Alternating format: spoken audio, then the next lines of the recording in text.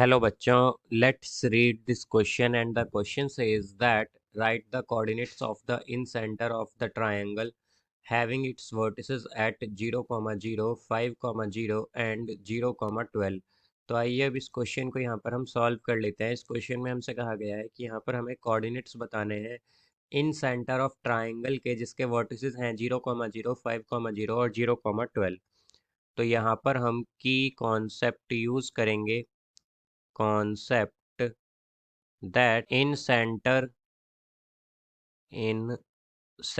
of triangle with vertices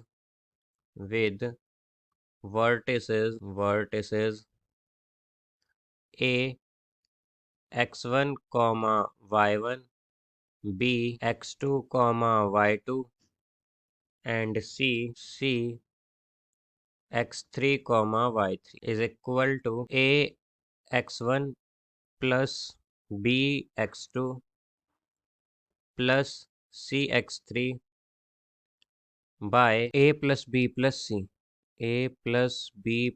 c, comma a y1 plus b y2 plus c y3 by a plus b plus c। और यहाँ पर ये जो a b c हैं ये होते हैं बेसिकली हमारे पास a जो है ये इक्वल होगा b c के, यहाँ पर b इक्वल होगा a c के एंड c इक्वल होगा a b के। तो यहाँ से अब अगर हम देखें तो हम क्या कह सकते हैं, हम मान लेते हैं यहाँ पर कि ए जो है वो है हमारे पास 0, 0, बी है यहाँ पर 5, 0 एंड सी जो है वो होगा 0, 12। तो ए अगर हम देखें तो ए आ जाएगा, बेसिकली ए जो है हमारा वो इक्वल है बी सी के। तो ये हमारे पास इक्वल होगा। जैसा कि हम जानते हैं जो डिस्टेंस होता है हमारे पास दो वर्टिसेस के बीच का, अगर वर्टिसेस हैं हमारे पास x1 y1 और x2 y2, तो डिस्टेंस इक्वल होता है square root of x2 minus x1 square plus y2 minus y1 square. तो यहाँ से क्या हो जाएगा, ये आ जाएगा स्क्वायर रूट ऑफ 5 माइनस 0, या हम कह सकते हैं कि 0 माइनस 5 का स्क्वायर आएगा एक, तो 0 माइनस 5 का स्क्वायर प्लस 12 माइनस 0 का स्क्वायर। तो ये हो जाएगा हमारे पास -5 का स्क्वायर 25 और 12 का स्क्वायर 144। तो ये आ जाएगा स्क्वायर रूट ऑफ 1169। तो इसे हम 13 भी लिख सकते हैं यहाँ पर। तो a जो है हमारे पास ये आ गया है यहाँ से 13। अब इसी तरह अगर b देखें तो b आ जाएगा यहाँ से, b इक्वल है यहाँ पर ac के।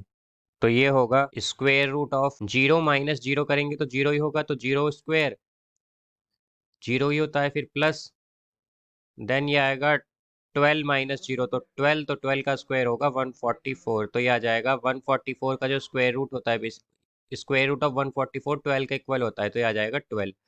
तो हम क्या कह सकते हैं कि b क्या हो गया, b हो गया 12।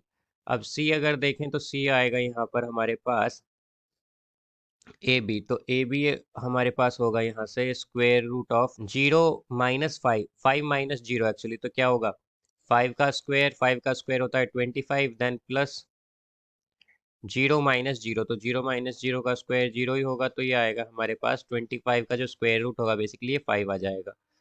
तो सी आ जाएगा 5। तो अब हम यहाँ से इन सेंटर के कोऑर्डिनेट्स निकाल सकते हैं। तो इन सेंटर क्या होगा, इन सेंटर आएगा, इन सेंटर होगा यहाँ से हमारे पास ए x1 बी x2 प्लस सी x3।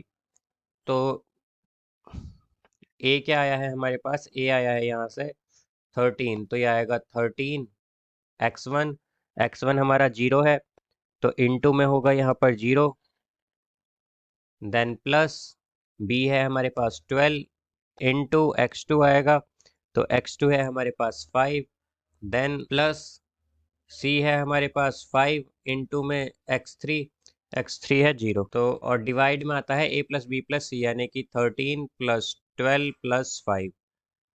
फिर यहाँ पर ये आएगा कॉमा a y1, तो a क्या है हमारे पास, a है हमारे पास 13, y1 है 0 प्लस b y2, तो b क्या है 12, y2 है 0 एंड प्लस c y3, तो c क्या है 5 और y3 है यहाँ पर 5, y3 एक्चुअली 12, तो इनटू में आएगा 12 और डिवाइडेड बाय ये हो जाएगा 13 प्लस 12 प्लस 5, तो ये आएगा हमारे पास। तो इन सेंटर की वर्टिसेस क्या हो जाएंगी, ये हो जाएगा हमारे पास 60/30, कॉमा फिर यहाँ से भी क्या आएगा हमारे पास, ये आ जाएगा 60/30। तो इसे हम कह सकते हैं कि ये होगा 2,2। तो इन सेंटर आया है हमारे पास, इन सेंटर है हमारे पास 2,2।